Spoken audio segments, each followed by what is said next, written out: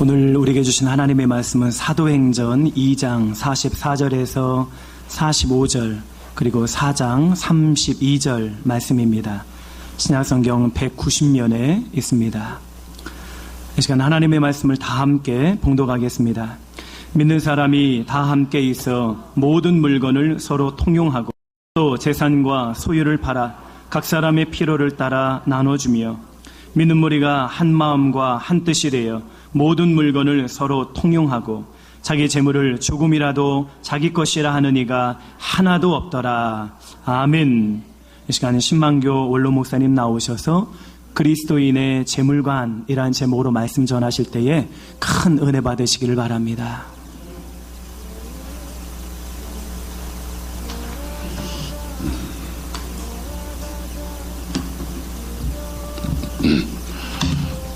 여러분 만나서 반갑습니다. 우리 옆에 분과 인사 한번 하겠습니다. 반갑습니다. 은혜 많이 받으십시오. 어느 지하철에서 날씬한 아주 키가 큰 아가씨가 배꼽 티를 입고 노약자석에 앞에 서 있었대요.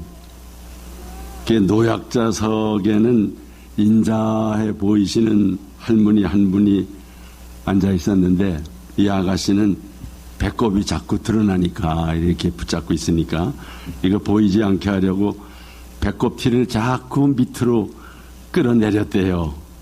이를 지켜보시던 온화하신 할머니가 아마 권사님이셨나 봐요. 살며시 미소를 지으면서 한마디 하시기를, 아유 착해라, 동생 옷도 물려 입고 요즘 이런 착한 아가씨가 어디 있노 하면서 그 사람이 마음이 착하면 다 착하게 보이는 거예요. 네. 여러분 코로나 때문에 많이 힘드시겠지만 그래도 이제 백신들 맞으시고 이제 좋은 세상이 올 줄로 믿습니다. 저도 예약은 해놨는데 아직은 맞지 않았고요. 여러분들 기도해 주셔서 저나 또 제 아내가 건강하고요. 또 고향의 어머님도 건강하게 잘 보내십니다.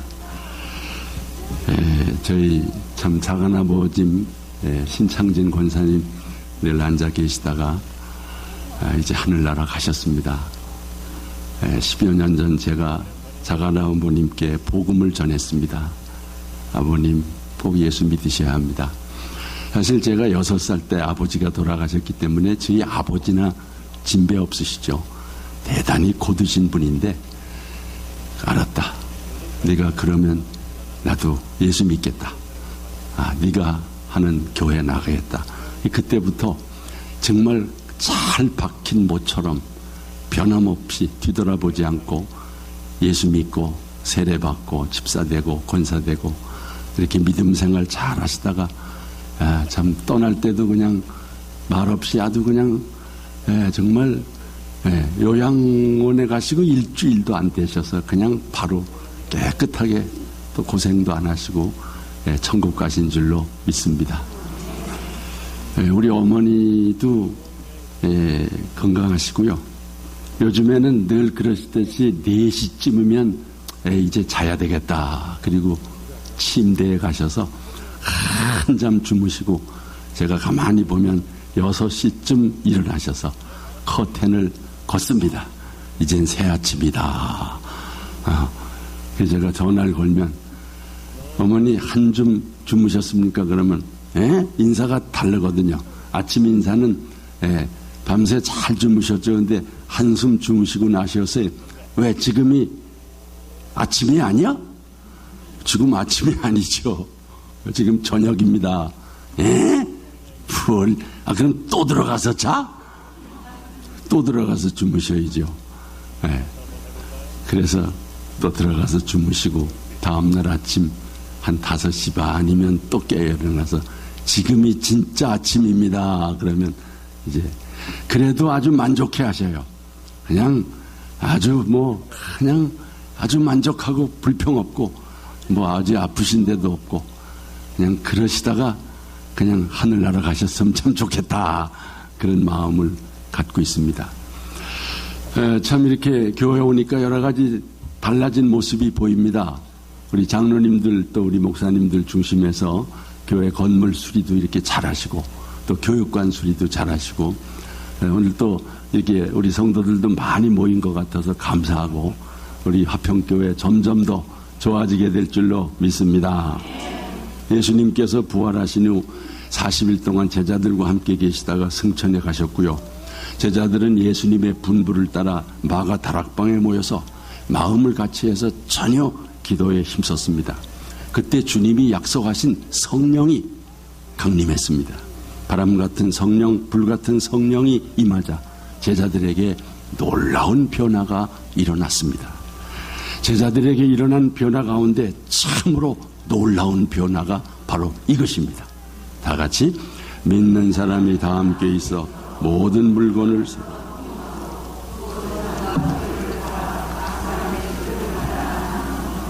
믿는 무리가 한 마음과 한 뜻이 되어 모든 물건을 서로 통용하고 자기의 재물을 조금이라도 자기의 것이라 하는 이가 하나도 없더라. 아멘. 진짜 놀라운 변화지요. 여러분 어떻게 은혜를 받으면 자기 물질이 자기 것이 아니고 다 같이 쓰는 이런 변화가 일어났던 거지요. 요한에슬레는 지갑이 회개해야 진짜 회개한 것이다. 지갑이 회개해야 예수 믿고 회개하고 성령을 받으면 지갑 물질관이 달라진다는 거죠. 물질을 보는 눈이 달라진다는 거예요. 성경은 예수님의 경제학 강의라고 할 정도로 돈과 재물에 대한 교훈이 많습니다. 어떤 물질관을 가지고 사느냐가 그의 인생을 좌우하기 때문에 예수님이 이런 가르침을 많이 하셨습니다. 그래서 저는 은퇴 영성에서 이 재물관을 아주 중요하게 여깁니다. 먼저 이 돈과 재물은 강력한 힘을 가지고 있다는 거.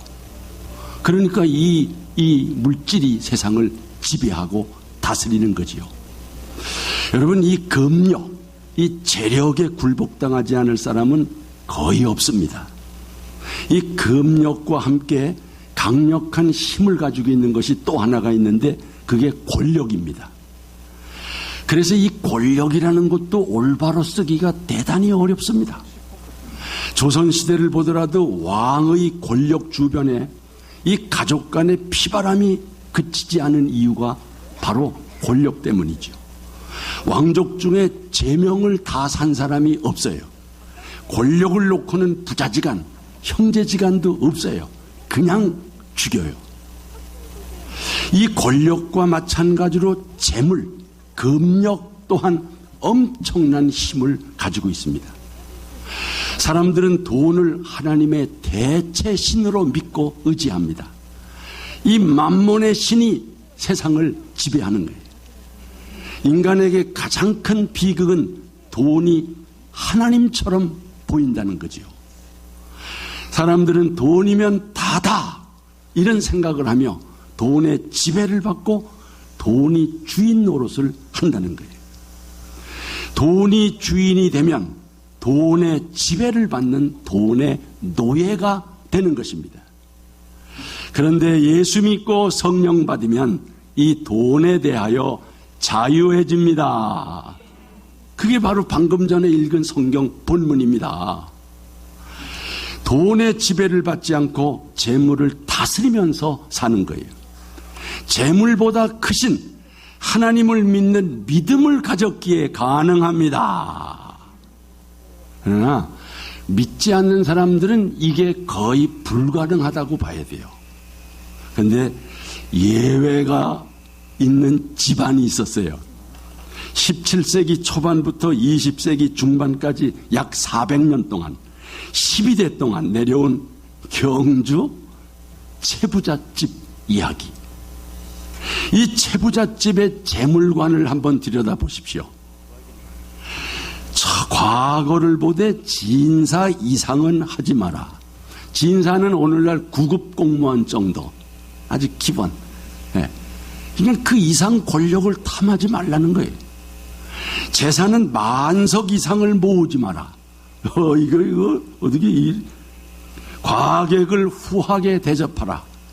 흉년기에는 재산을 늘리지 말라. 여러분, 이게 어떻게 가능할까요? 다 물질에 대한 욕심을 가질 텐데. 사방 백리 안에 굶어 죽는 사람이 없게 하라. 다 주라는 거예요. 노블레스 오블리주, 가진 자의 책임을 강조하는 말 아닙니까? 최씨 가문의 며느리들은 시집 온 후 3년간 무명옷을 입어라. 여러분, 어떻게 믿음이 없는 사람들이 이런 재물관을 가지고 살 수 있을까 놀랄 정도예요.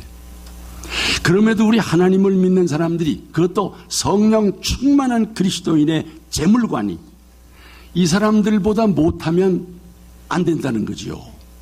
여러분, 돈은 필요한 것입니다. 사람과 돈과의 관계는 배와 바닷물과의 관계와 같아요. 배가 항해하려면 반드시 물이 필요합니다. 그러나 그 물이 배 안으로 들어오면 배가 침몰하고 사람의 생명이 위험하게 됩니다. 그래서 돈은 관리의 대상이지 사랑의 대상이 아니며 축제의 수단이 아니라는 거지요. 그러므로 기억하십시오. 돈이 다가 아니라 12분의 1 정도의 비중을 두라는 거예요. 몇 분의 몇이요? 그 비중이 크다는 거예요? 적다는 거예요? 예. 이게 무슨 얘기냐? 오헬리라는 유명한 작가의 단편 소설 중에 인생에 있어서 돈이 만족을 줄 수 있는 분량은 12분의 1에 불과하다.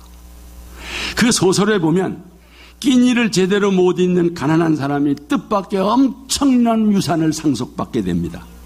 그는 물 쓰듯이 돈을 실컷 썼습니다. 하루에 수백만 원, 수천만 원씩 써댔습니다. 여러분, 얼마나 신났을까요? 예? 그런데 웬일입니까? 매일 돈을 물 쓰듯이 펑펑 쓰면서 한 달이 지나니까 의외로 돈 쓰고 싶은 생각이 없어지는 거예요. 대신 허무함과 공허함이 엄습해와서 결국은 자살을 했다는 것입니다. 그래서 한 달은 1년의 12분의 1이니까 돈이 사람을 만족시킬 수 있는 분량은 12분의 1에 불과하다. 여러분, 이게 의미가 있는 말이에요. 인생에 있어서 돈에 대한 비중을 12분의 1 정도만 두십시오. 돈이 없으면 12분의 1이 없는 것이고 돈이 많으면 12분의 1이 많은 것입니다. 돈이 있으면 다 있는 것이고 돈이 없으면 다 없다. 그런 생각은 하지 마십시오. 돈이 없으면 12분의 1이 좀 부족한 거고 12분의 11은 아직도 많이 있다는 거예요. 돈 말고 건강도 행복도 자녀도 손주도 얼마나 많습니까? 여러분, 돈이 다라고 생각하고 돈이 많아야 꼭 행복하다 이런 생각은 위험한 생각입니다. 이건 불신앙적인 생각입니다. 여러분, 그리스 신화에 이런 얘기 있는 거 아마 들어보셨을 것 같아요. 그리스의 신 디오니시오스가 미다스의 왕에게 한 가지 소원을 말하면 뭐든지 들어주겠다. 미다스 왕은 어떤 소원을 말할지 고민하다가 드디어 소원을 하나 말했습니다. 미다스 왕은 자신이 만지는 것마다 뭐가 되게 해달라? 금이 되게 해달라. 디오니시오스는 쾌히 승낙했고 이 미다스가 만지는 것마다 황금으로 변했습니다. 상상만 해도 신날 것 같지요? 만지면 돈입니다. 근데 여러분, 그게 아니었어요. 만지는 것마다 황금으로 변하니 처음에는 좋았겠지요. 그러나 나중에는 왕비도 공주도 황금으로 변했습니다. 그 예쁜 손자도 손녀도 황금이 돼버렸습니다. 좋지요? 좋긴 뭐가 좋습니까? 과연 행복했을까요? 미다스의 손은 불행의 씨앗이 된 것입니다. 여러분, 여러분이 손대는 것마다 돈이 되지 않은 거 감사하시기를 바랍니다. 손대는 것마다 돈 되고 손대는 것마다 잘 되면 그 위험한 겁니다. 이것을 모르고 사람들은 무조건 돈이 많으면 좋은 것이라고 생각해요. 돈이 오히려 독이 되기도 하고 돈 때문에 행복한 사람보다 불행해지는 사람이 더 많다는 거예요. 그래서 하나님은 말씀하십니다. 앞에 보시고 다 같이 구하려 하는 자들은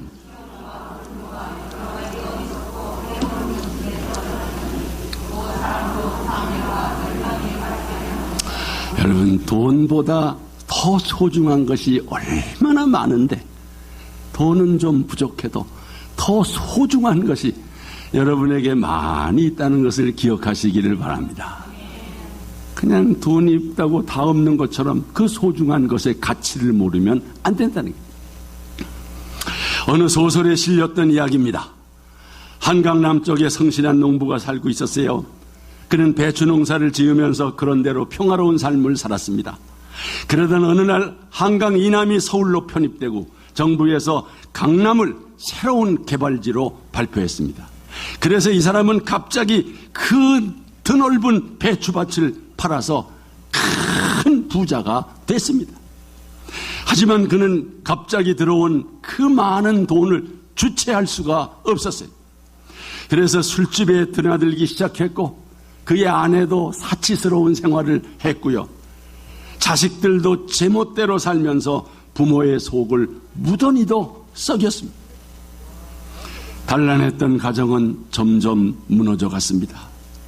물질적으로는 풍족했지만 육체적으로 정신적으로는 지옥 같은 생활만 남게 된 것입니다. 그런데 이 소설의 마지막 장면이 인상적입니다. 어느 날 농부는 호화로운 자신의 집 지하실로 조용히 내려갑니다. 그곳에는 자신이 예전에 배추 농사를 짓던 시절에 사용한 낡은 헌 니아가가 있었습니다. 남편은 앞에서 끌고 아내는 뒤에서 밀어주던 그 헌 니아가를 어루만지다가 이 농부는 이렇게 절규합니다. 배추 사려, 배추 사려. 깊은 밤의 눈물과 해안에 섞인 그의 절규가 지하실 안에 울려 퍼집니다. 그 행복했던 시절, 배추 사려, 배추 사려. 여러분, 우리가 늘 자족하고 감사하며 살아야 합니다. 물질에 휘달려 사는 인생이 되지 말아야 합니다. 하나님 말씀입니다. 다 같이 내가 궁핍함으로 말하는 것이 아니니라. 어떠한 형편에든지 나는 자족하기를 배웠노라. 우리가 먹을 것과 입을 것이 있은즉 족한 줄로 알 것이니라. 그러나 자족하는 마음이 있으면 경건은 큰 이익이 되느니라. 여러분, 자족하십시오. 자, 지금도 감사합니다. 이대로도 감사합니다. 너무나도 감사합니다. 그 자족하는 마음에 하나님이 평안도 주시고 행복도 주실 줄로 믿습니다. 여러분, 돈은 생활의 도구입니다. 도구는 많아도 불필요한 거예요. 한 집에 부엌칼이나 도마가 100개가 있을 필요는 없습니다. 보통 가정이라면 서너 개 부엌칼이 있으면 족합니다. 그런데 100개가 있다면 없는 집과 나누어 쓰는 거지요.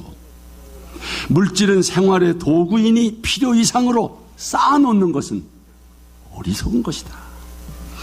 아마 여러분 기억할 겁니다. 전에 필리핀의 독재자 마르코스 대통령, 그 부부가 부정축제한 재산이 무려 100억 달러, 11조 원입니다. 국민들의 거센 저항에 굴복해서 하와이로 서둘러 도망치면서 미군 수송기 2대에 다이아몬드, 금괴, 현금, 옷, 귀금속 등을 가득 싣고 갔습니다. 마르코스 대통령의 부인 누구죠? 히멜다.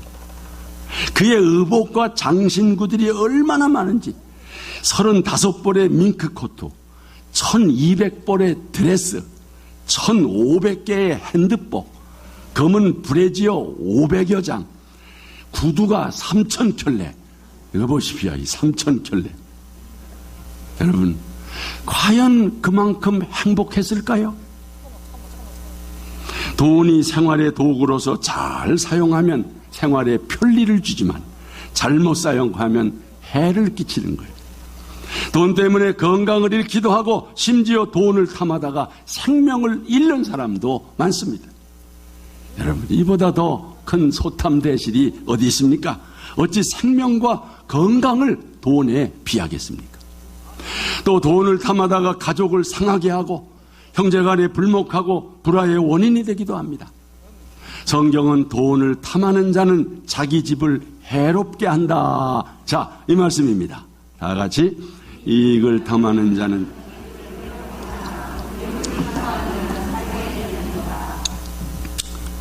이처럼 사람들은 필요가 아닌 탐심에 끌려 사는 것이 문제입니다.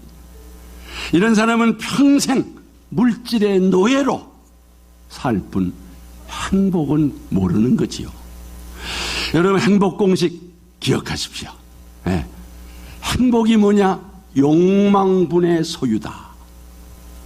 욕망이 분모, 소유는 우의 분자.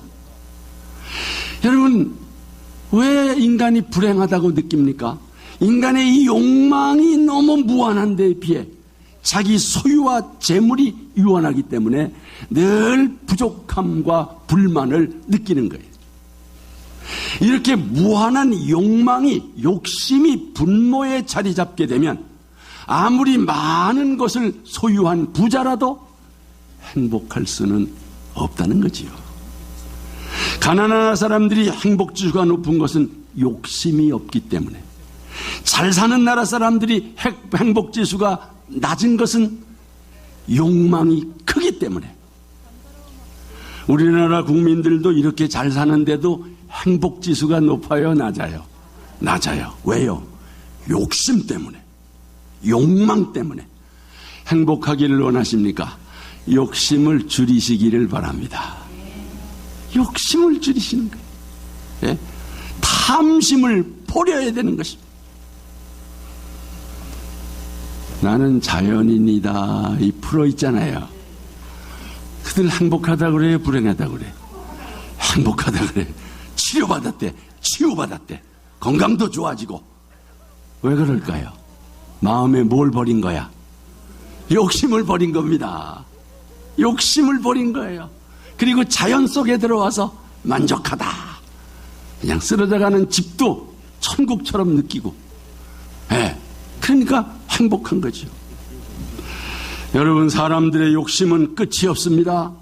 불길을 향해 돌진하는 불나방처럼 물질을 향해서 끊임없이 달려가다가 돌이킬 수 없는 파멸에 이르게 되는 것입니다. 그러므로 성경은 경고합니다. 다 같이 돈을 사랑함이 일만하게 뿌리가 되나니 이것을 탐내는 자들은 미혹을 받아 믿음에서 떠나 많은 근심으로서 자기를 찔렀도다. 여러분, 물질이 뭡니까? 예수 믿기 전에 우리의 옛 주인이었습니다. 우리도 믿기 전에는 물질이 주인인 줄 알고 물질이 다인 줄로 알고 살았잖아요. 그러다가 예수 믿고 새 주인 예수님 만났습니다. 하나님을 만난 것입니다. 예? 이제 하나님을 만난 증거가 뭐냐? 옛 주인인 물질을 하나님 앞에 드리는 거예요. 새 주인이신 하나님 앞에 옛 주인이었던 물질을 굴복시키는 거, 이게 헌금을 드리는 거예요. 그럼에도 아직도 믿으면서도 두 주인을 섬기는 사람이 있다는 거예요. 그게 뭐예요? 물질과 하나님. 여러분, 두 주인을 섬기시면 안 됩니다. 이제는 하나님만 섬기시기를 축원합니다. 이제는 물질을 하나님께 드리면서 하나님을 섬기는 거예요. 그 신앙 고백이 바로 11조를 드리는 거예요. 이제 하나님만이 나의 주인입니다. 저는 두 주인을 섬기지 않습니다. 그 증표로 옛 주인인 물질을 하나님 앞에 굴복시킵니다. 이런 사람을 하나님이 기뻐하시고 그 사람의 마음속에 하나님이 행복을 주실 줄로 믿습니다. 기억하십시오. 돈을 버는 건 기술이고 잘 쓰는 거는 뭐라고요? 예술이라. 예술이라. 우리는 하나님의 청지기로서 내게 맡겨주신 물질은 내가 책임있게 관리하고 사용해야 합니다. 내게 맡겨진 돈은 내가 살아있는 동안에 내가 바르게 쓰고 가야 하는 것입니다. 쓰지 못하고 남겨진 돈은 엄격히 말하면 내 돈이 아니라 누구 돈이에요? 남의 돈이다. 사람들 가운데 남의 돈을 벌기 위해서 그렇게 쓰는 사람들이 많습니다. 여러분 이 말씀 한번 보십시오. 이사야 49장 다 같이. 자도 부유한 자도 어리석고 무식한 사람처럼 다 죽고 그 재산을 다른 사람에게 물려주는구나. 사람들은 모아놓은 돈이 내 돈인 줄 압니다.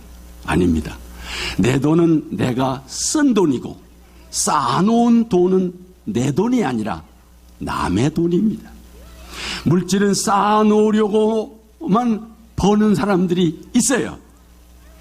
그보다 물질을 의미 있게 쓰는 것이 더 중요합니다. 하나님께서 내게 맡겨주신 물질은 내가 끝까지 책임 있게 쓰고 하나님 앞에 서야 합니다.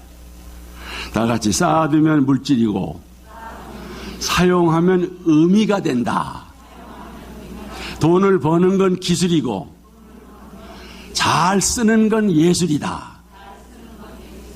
여러분 멋진 예술가가 되시기를 바랍니다. 돈 버는 기술자만 되지 마시고 잘 쓰는 예술가가 되시기를 바랍니다. 더욱이 노년의 시기는 그동안 모은 돈을 의미 있게 쓰는 시기입니다.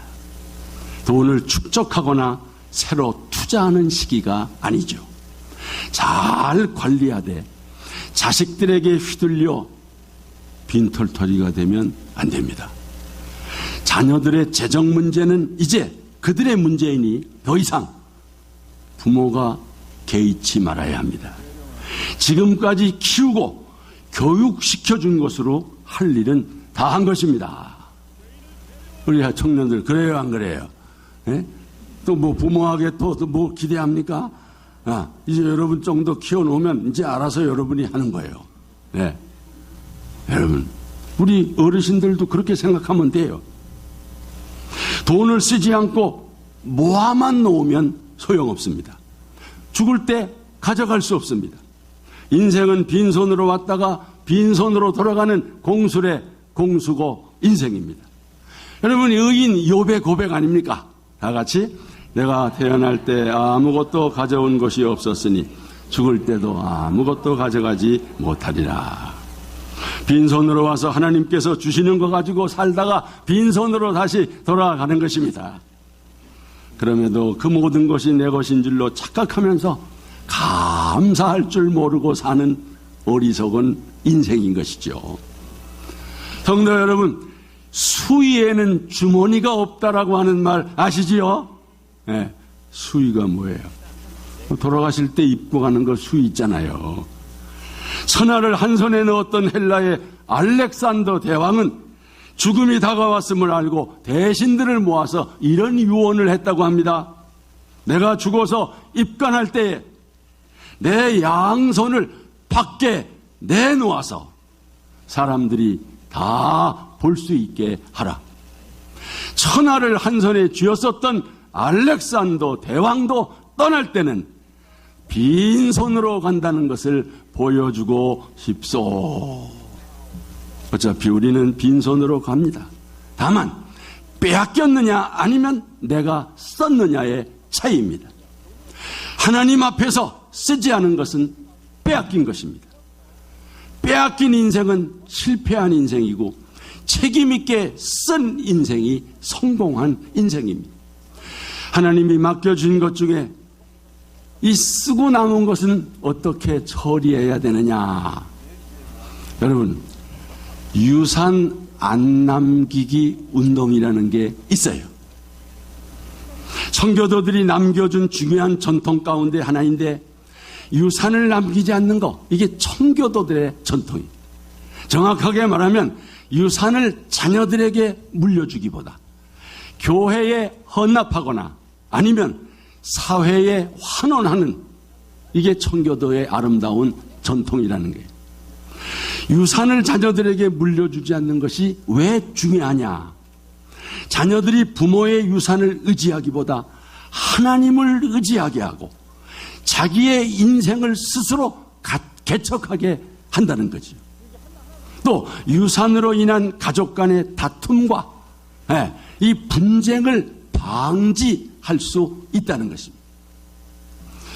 미국에서 경영학을 공부해서 박사학위를 가진 한국의 대표적인 기업가로서 한국 경제를 이끌어가던 어느 한 분이 어느 날 암에 걸렸습니다. 생명의 빛이 점점 희미해져 가고 죽음이 코앞으로 다가올 때까지 자신의 위급한 상황을 인식하지 못했던 이분은 유언장 하나 작성하지 못한 채 세상을 떠나고 말았습니다. 그런데 안타까운 것은 그분이 돌아가신 후에 자식들 간에 재산 싸움이 벌어져서 형제들 간에 소송이 벌어졌고 결국 회사는 공중분해되고 말았습니다. 고인의 명예가 한없이 추락해졌을 뿐만 아니라 형제들은 뿔뿔이 흩어지고 남남처럼 원수지간이 되었다고 하는 거지요. 만약 그분이 유산을 지혜롭게 처리했더라면 형제간에 싸울 일도 없고 자녀들끼리도 우애 있고 행복했을 텐데 유산 때문에 불행하게 된 슬픈 가족사를 보게 되는 것입니다. 그래서 누군가가 말하기를 유산이야말로 자식들에게는 가장 유해한, 무해한이 아니라 유해한 핵폭탄이다. 이 핵폭탄 터지면 큰일 납니다. 이 핵폭탄 터지면 가족 간에 이게 말썽이 된다는 거죠. 그러니까 핵폭탄을 남기지 마시고 스스로 잘 해체해가지고 잘 분배를 해야 된다는 거죠. 지구촌의 이동원 원로 목사님, 아이들이 어렸을 때부터 늘은 이런 얘기를 들려줬다고 그래요. 아들들아, 아빠와 엄마는 너희들이 자라가는 과정에 있어서 공부를 하는 동안에는 최선을 다해 지원하고 도와줄 거야. 그리고 너희들의 결혼 비용까지는 할 수 있는 한 도와줄 거야. 결혼한 다음부터는 전적으로 너희들의 힘과 노력으로 살아가야 한다. 아빠가 말이야, 이 세상 떠나갈 때 돈이 조금 남아있을지도 몰라. 그러나 그 돈은 아빠가 미리 유언장에 써놓은 대로 너희들에게 돌아가는 돈이 아니란다. 이 아빠가 세상을 떠날 때 빈손으로 태어났고 이 세상을 떠날 때도 빈손으로 떠나갈 거야. 그래서 남은 것은 하나님의 은혜로 살아왔기 때문에 하나님의 영광을 위하여 쓰고 갈 거야. 그러니까 너희들은 결혼한 순간부터는 너희들의 힘으로 하나님을 의지하고 인생을 지혜롭게 살기를 바란다. 우리 청년들만 아멘. 아멘 안 해네. 아멘. 아멘 소리가 현잖아. 더 받아야 되겠다는 거야 뭐야? 유산은 내 거라는 거야?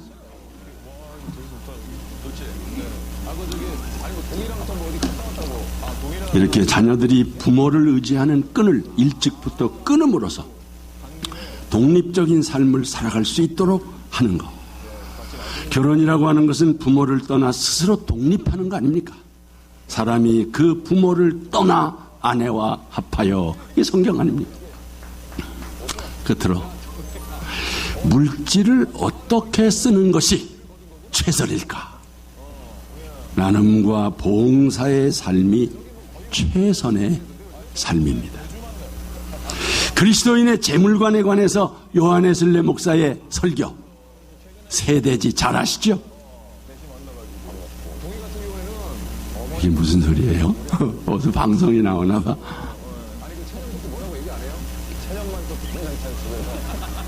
그리스도인의 재물관 요한에슬레 목사의 설교 첫째, 힘껏 벌어라. 열심히 일해서 벌어라. 게으르지 말고 자기의 재능을 사용해서. 그렇습니다. 사도 바울과 같이 특별한 소명자 말고는 누구든지 가난하게 살지 마십시오. 여러분, 빌 게이츠가 이런 말을 했다고 그래요. 가난하게 태어난 것은 당신의 실수가 아니다. 그렇죠. 그건 내가 선택한 거 아니니까. 그러나 죽을 때도 가난한 것은 당신의 실수다. 둘째는 절약하며 힘껏 저축하라. 네. 낭비하지 말고 사치하지 말고. 그리고 세 번째가 중요하죠. 될 수 있는 대로 많이 나누어 주라. 베풀라. 이것이 우리 주인의 뜻대로 물질을 잘 사용하고 관리하는 거예요. 이렇게 살 때 우리가 주님 앞에 설 때에 이 말씀을 듣는 거죠. 다 같이 하나님의 말씀입니다. 잘하였도다 착하고 충성된 종, 내가 적은 일에 충성하였음에 내가 많은 것으로 내게 맡기리니 내 주인의 즐거움에 참여할지어다. 그러니까 요한 웨슬레의 물질과는 부지런히 일하고 벌어서 근검 절약하고 아끼되 구두쇠처럼 살지 말고 나누며 베풀며 선한 일을 도모하라. 불교의 무소유와는 달라요. 우리는 갖되 벌되 나누어라. 조지 스위팅이라고 하는 사람의 말 속에 우리가 인생의 마지막 도달하는 그 순간, 그때 가장 중요한 질문은 얼마나 벌었느냐, 얼마나 모았느냐가 중요한 것이 아니라, 그때 가장 중요한 질문은 얼마나 베풀었느냐, 얼만큼 나누었느냐, 이것이 문제다. 요즘 코로나 때문에 모든 사람들이 어렵고 특히 작은 교회들이 어려워요. 우리 은목교회에서는 이번에 작은 교회들을 생각하면서 1,000만 원 통큰 나눔을 지금 하고 있어요. 그래서 작은 교회들을 다 찾아가지고서 1,000만 원을 나누는 이런 운동을 전개하고 있어요. 교회든 개인이든 우리가 조금 더 가지고 있다면 어려운 사람들과 함께 나누고 섬기는 것이 주님을 기쁘게 하는 일입니다. 여러분, 석유왕 록펠러라고 하는 사람 기억할 거예요. 33살에 백만장자가 되었고요. 43살에 미국의 최대 부자가 되었고, 53세에 최대 세계 갑부가 되었고, 그러나 그는 행복하지 않았대요. 그는 55세에 불치병으로 1년 이상 살지 않은 사형 선고를 받았습니다. 마지막 검진을 위해서 휠체어를 타고 병원에 갔을 때 병원 로비에 있는 액자의 글이 눈에 들어왔습니다. 그 액자에는 주는 자가 받는 자보다 복이 있다. 사도행전 20장 35절의 말씀이죠. 이 말씀을 보는 순간 그 마음속에 전율이 생기고 눈물이 났대요. 선한 기운이 온 몸을 감싸는 가운데 그는 눈을 지그시 감고 깊은 생각에 잠기게 되었대요. 조금 후에 시끄러운 소리에 정신을 차리게 되었는데 입원비 문제로 다투는 소리였습니다. 병원 측은 입원비가 없어서 입원이 안 된다고 하고 환자의 어머니는 입원시켜달라고 울며 사정을 하고, 록펠러는 비서를 시켜서 입원비를 지불하고 누가 지불했는지 모르게 하라고 그랬어요. 얼마 후에 은밀히 도운 소녀가 기적적으로 회복되자 그 모습을 조용히 지켜보던 록펠러는 너무나도 기뻤습니다. 나중에 그의 자서전에서 그 순간을 표현하기를, 저는 살면서 이렇게 행복한 삶이 있는지를 몰랐습니다. 그때 그는 나눔과 섬김의 삶을 결심했대. 놀라운 것은 그와 동시에 신기하게도 그의 병도 사라졌습니다. 그 뒤에 98세까지 선한 일에 힘써 살았대. 나중에 그는 회고록에 나의 인생 전반기 55년은 쫓기면서 살았지만 후반기 43년은 행복하게 살았습니다. 바로 주는 삶이, 나누는 삶이 기쁨과 행복의 비결이었습니다. 사랑하는 성도 여러분, 그리스도인의 재물과는 무엇일까요? 돈이 무엇일까요? 그런즉 믿음, 소망, 사랑 이 세 가지는 항상 있을 것인데 그 중에 제일은 사랑이라. 사랑만이 영원합니다. 예언도 패하고 방언도 그치고 지식도 패하게 되겠지만 사랑만은 언제까지 떨어지지 아니하고 영원한 것입니다. 초대교회의 성도들처럼 우리에게 주어진 물질로 서로 사랑하고 나누고 섬기며 사는 우리 화평의 권속들 되시기를 주의 이름으로 축원합니다.